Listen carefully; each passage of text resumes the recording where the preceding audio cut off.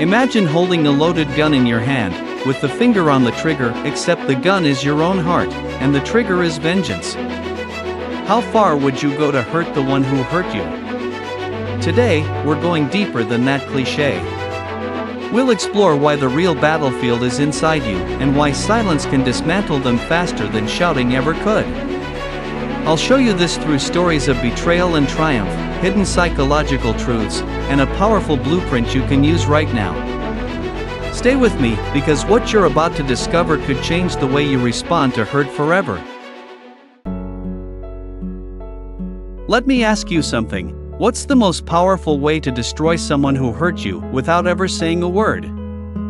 You might assume it's revenge, exposing them, getting louder, angrier, stronger. But what if the real answer lies in doing the exact opposite? What if the most devastating weapon is silence? No reaction. No explanation. No attempt to get even. Just an unbothered, unshakable calm. As Marcus Aurelius once wrote, the best revenge is to be unlike him who performed the injury. You're not staying silent because you're weak, you're staying silent because their chaos doesn't belong in your kingdom. And that's exactly what this video is about. We're going deep into the Stoic art of silent power, how to walk away with dignity, how to win without reacting, and how to heal yourself while stripping them of every ounce of control they once had over you. By the end of this video, you'll walk away with a clear strategy to overcome betrayal, manipulation, and insults. You'll hear 4 powerful real-life stories of people who used silence to conquer cruelty. And most importantly, you'll gain a new mindset, one that frees you emotionally, mentally, and spiritually from anyone who ever tried to tear you down. This isn't about ignoring and bottling things up. It's about rising above. So stay with me until the end, because once you understand how to do this, you'll never crave closure, confrontation, or revenge again. Let's begin. Why people hurt you and what they really want. People hurt you for 3 main reasons, and none of them have anything to do with your worth. First, projection. When someone lies to you, betrays you, gossips about you, or tries to sabotage you, it's often not really about you. They're bleeding on you from wounds they've never dealt with. Their actions are a mirror, a projection of the parts of themselves they can't stand. The person who tries to humiliate you might be drowning in insecurity. The one who manipulates you into chasing them might be silently terrified of abandonment. Like the Stoic philosopher Epictetus once said, when someone is properly grounded in life, they shouldn't have to look outside themselves for approval. People who haven't healed will often hurt others as a twisted form of self-soothing. It's not personal. It's their pain spilling over. Second, control. Some people don't want a relationship with you, they want control over you. And when they realize they can't have that, they'll try to control how others see you. This is where the smear campaigns begin. The gossip. The lies. The sudden shift in how people treat you, not because of who you are, but because of what they've been told. Toxic people panic when they lose their grip. Your silence, your boundaries, your growth, they see those as threats. So they lash out in the only way left, through influence. But remember this, reputation is what others think of you. Character is what you think of yourself. Your silence doesn't mean weakness. It means they're not even worthy of a response. And third, insecurity. Sometimes, people hurt you simply because you remind them of everything they're not. You're kind, and they're bitter. You're moving forward, and they're stuck. You shine, and your light exposes the shadows they've been trying to ignore. Most hatred isn't logical, it's emotional. It's not about you at all. It's about how they feel about themselves when they're around you. And instead of choosing to be inspired by your strength, they choose the easier route, tearing you down, hoping it will make them feel taller. But here's the truth, their behavior speaks volumes about them, not you. So what's the cure for all this? It's not yelling back. It's not public retaliation. It's not long, emotional texts or TikTok rants. It's silence and elevation. Because when you rise above the drama, something powerful happens, their power shrinks, their noise echoes into emptiness, and your peace becomes the ultimate insult.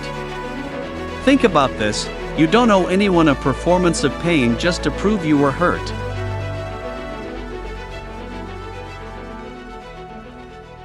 Part 2. How to use silence as a weapon of power, not denial. Silence isn't just the absence of words, it's the presence of inner authority. But let's get one thing straight, silence is not cowardice. It's not passive. It's not retreat. It's strategic restraint.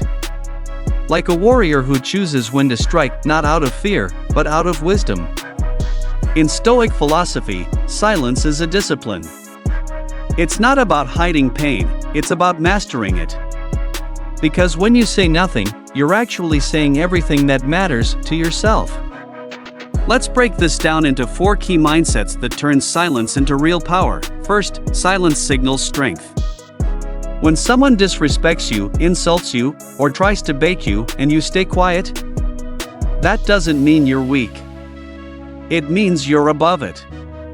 In the eyes of Stoics like Marcus Aurelius or Seneca, silence shows that you refuse to be governed by anyone else's emotions. You always own the option of having no opinion, Marcus wrote. And that's what silence does, it lets them rage while you reign. Second, silence protects your energy. Every time you respond to drama, insults, or manipulation, you're handing over your energy piece by piece, emotion by emotion. But silence acts like a fortress. It tells the world, not everything deserves my attention. Just because someone throws poison at you doesn't mean you have to drink it. Third, silence starves the narcissist. Toxic people feed on reaction, it's their oxygen. When you go quiet, when you stop giving them your emotion, they suffocate on their own emptiness. This isn't about cruelty. It's about self-preservation. They want you angry, defensive, off balance, because that keeps you in the game. But your silence says, I no longer dance to the tune of your dysfunction. And fourth, silence sharpens perception. When you stop talking, you start noticing patterns, truths, motivations. You realize that most people who hurt others are just wounded children in grown-up bodies. And you don't have to fix them. You just have to walk away with clarity and without looking back. Part 3, Disappear to Win, Why Stepping Back is a Silent Strategy. Sometimes, the smartest move is to disappear, not forever, but long enough to become untouchable. There's something incredibly powerful about going silent when everyone expects a reaction. The gossipers. The slanderers. The ones who try to destroy you. They crave your outrage. They want your breakdown. But when you walk away without a sound, you starve their power. And when you return, you do it on your terms, stronger, quieter, wiser. This isn't weakness. It's one of the oldest strategic principles in Stoic thinking and in warfare. He who fights and runs away, lives to fight another day. But here's the twist, sometimes, you don't return to the same battlefield. You return above it because you've outgrown it. Let's explore that through a real story. Real life story, the woman they tried to cancel, who let silence speak for her. In 2014, a woman named Justine Sacco made an ill-judged sarcastic tweet before boarding a plane to Africa. By the time she landed 11 hours later, her life was destroyed. The tweet had gone viral. People were calling for her firing, humiliation, even death. #Has Justine landed yet was trending worldwide. She was fired, shamed, publicly crucified. But here's what's remarkable, she said, nothing. No PR campaign. No dramatic apology video. No retaliatory posts. She disappeared. Vanished from the public eye for months. And while the internet moved on to its next target, Justine began the slow work of rebuilding, not in front of cameras, but quietly, inwardly. Years later, she re-emerged, not with vengeance, but with stability. A new career. New boundaries. And a story that would become a case study in online shaming. She didn't defend her old self. She simply became someone new on her own terms. That's the lesson: when the world tries to define you by your worst moment, go silent. Disappear. Let time and truth reintroduce you. Your silence says, "I don't owe anyone access to my healing." 3 silent ways to win without saying a word. 1. Silent exit equals ultimate power move. When someone wrongs you, ghosting isn't immaturity, it's mastery. You're saying, "I don't need closure from chaos." Stoicism teaches that detachment isn't cruelty, it's clarity. By leaving quietly, you control the narrative by not having one. 2. Silent progress is the most dangerous comeback. Don't announce your glow up. Build in silence. Train in silence. Win in silence. Let them wonder where you went. Let them whisper, speculate, forget. And then only when it's undeniable, let them see what you've become. Not for validation, but as proof that transformation doesn't need an audience. 3. Silent observation creates superior awareness. In every conflict, there's noise and then there's truth. When you stay silent, you begin to hear beyond the surface. You notice patterns, contradictions, unspoken motives. You hear what others are too loud to catch. And in that stillness, clarity emerges. Suddenly, you know exactly how to move next, not emotionally, but strategically. Calm. Precise. Detached. Remember, still waters run deep. And the quietest ones often hold the sharpest swords. So when they come at you with noise, hate, or chaos, don't defend, don't explain. Disappear. Let silence become the language of your evolution. Part 4, They betrayed you? Here's what the Stoics would do. You've probably heard the phrase, "What you allow is what will continue." But sometimes, instead of reacting, confronting, or calling people out, the most Stoic response is total disengagement. The Stoics believed, waste no more time arguing what a good man should be. B1. Marcus Aurelius. When someone lies about you, slanders your name, or breaks your trust, you do not owe them a confrontation. You owe yourself peace. They want your fire. Give them your absence. Real-life story or the athlete who chose silence over scandal. James "Silent Thunder" Caldwell was once a rising star in the boxing world. Fast. Tactical. Unbeatable. But as his fame grew, so did the envy. His own coach, best friend, and agent began mismanaging funds behind his back. They cut secret deals. Booked fights he didn't approve. One day, they sold him out, setting up a match they knew he'd lose, for profit. When James found out, his career was in ruins. Social media exploded with what happened. Reporters shoved microphones in his face. He said nothing. Not a word. He vanished from boxing for nearly 3 years. But he wasn't broken. He was rebuilding. When he returned, he didn't even acknowledge the scandal. He just won. Fight after fight. Title after title. When asked why he never spoke out, James said, "If you're telling the truth, you don't need to scream. You just keep showing up, and the silence becomes your evidence." That's Stoicism in motion. The Stoic equation for handling betrayal is simple but powerful. Silence equals disarmament. Words can be twisted. Silence cannot. The more you explain, the more ammo you give them. Go silent. Starve the fire. Let it die. Distance equals clarity. When emotions are fresh, your vision is cloudy. Step back. Breathe.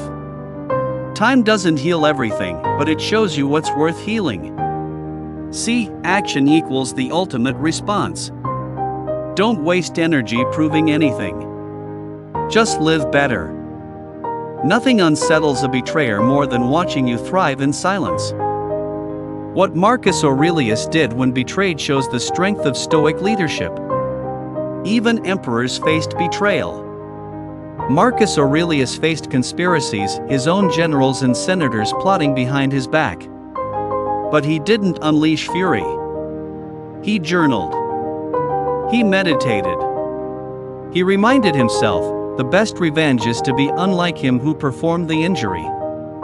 He didn't post scrolls to defend his reputation. He didn't gather allies to gossip or retaliate. He simply led with quiet excellence and let his reign speak for itself. That is the Stoic art of war. Not the loud victory, but the quiet one. The one that says, "You didn't destroy me. You redefined me." Part 5, the most devastating response: rise without retaliation. When someone hurts you, they expect a reaction, a scream, a breakdown, a bitter retaliation. But what if you didn't collapse? What if you rose? The Stoics taught that the most unanswerable comeback is to rise above the pettiness of those who want to see you fall. Not by pretending it didn't hurt, but by refusing to let it define you. You become untouchable. Real life story: the woman who didn't play dirty and still won. Sophia Tran was once the golden employee, loved by clients, respected by peers. Until a jealous coworker spread rumors, she's sleeping her way up, she fudges numbers, she's stealing credit. The poison worked. Her promotion stalled. Lunch invites disappeared. Even her boss stopped making eye contact. Everyone expected her to file a lawsuit, or quit, or cry. She did none of those things. She got even, quietly. She worked harder, smarter, clean. She started documenting everything. Every call, every idea, every project timeline. Eventually, a massive client account faced a crisis, and only Sophia had the skills and clarity to solve it. When the board reviewed her performance, the truth surfaced. The jealous coworker? Fired. Sophia? Promoted. At the celebration party, someone asked how she stayed so calm. She simply said, "It's easy to win when you're focused on the work, not the drama." Stoic principle: elevation is the loudest silence. Seneca once said, "It is the power of the mind to be unconquerable." When you outgrow the space people put you in, they have no choice but to either revolve with you or be left behind. The Stoic does not fight battles that don't deserve their energy. They conserve. They calculate. Then they conquer with calmness. The final 5-word Stoic response: watch me become untouchable, quietly. That's it. That's the whole strategy. You're not here to prove people wrong. You're here to become someone so centered, so capable, and so unshakable, that even their most violent attempts to destroy you become stepping stones. The storm can't touch the mountain. Let them talk. Let them slander. Let them mock. The storm rages below, but you are the mountain. You are above it now. Final takeaway: use pain like a compass. In every betrayal, you are given a map. A map of what you value. A map of where you let people too close. A map of what needs healing. And most importantly, a map of who you are becoming. The Stoics never said life would be painless. They said it would be purposeful. Let your scars teach you. Let your silence speak for you. Let your new life become the loudest response they never expected. Closing quote. To live well is the best revenge, George Herbert. Even if they hurt you, even if they left you broken, you will not return fire. You will rise. You will rebuild. And when you walk past them one day, peaceful, powerful, untouchable, you won't need to say a word.